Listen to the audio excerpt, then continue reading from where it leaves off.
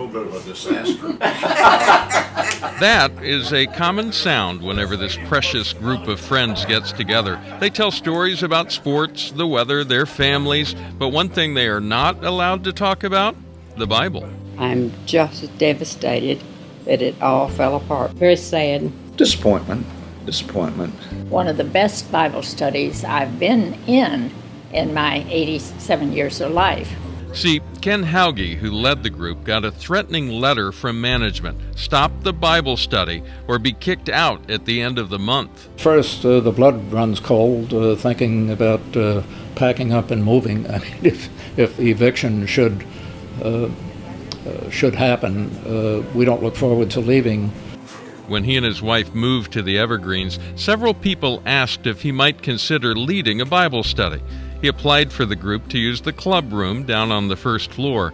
And at first, the apartment management said they could, but only if they called it a book review. Then they were told they could not use that room, so they met at Edwina's place. And that worked out very well until such time as the group grew so large that we could no longer meet in my apartment. About that time, the apartment complex decided to let them meet in the club room as a Bible study.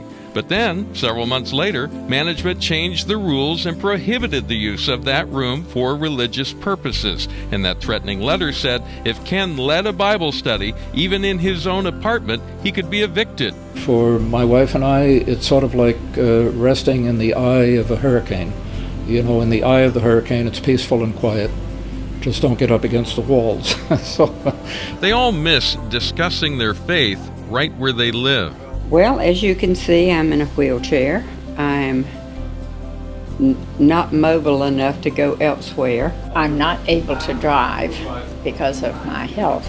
It meant I didn't have to go out at night. I don't even own a car. There are a lot of people here who are on walkers who can't get out to go to church or to Bible study. It's frightening that an apartment complex would threaten its residents because of their religion. Attorney Leah Patterson explains why First Liberty is representing the Intrepid Bible Study. Federal law addresses this.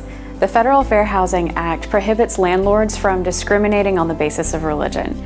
First Liberty filed a complaint with the U.S. Department of Housing and Urban Development reporting this fair housing violation. We are confident that Secretary Carson and HUD can resolve this situation quickly. They want to be able to meet in the club room just like anybody else who lives here. I'm a Christian. I'm not going to back down. I'm a very patriotic person. I grew up in a family where my father served in the war, my two brothers did, my two sons are veterans, and when I heard that the Bible study was canceled, I went ballistic because I see our freedoms eroding daily. You can say yes to senior Bible studies by signing our petition to Ben Carson. Stuart Shepard, First Liberty.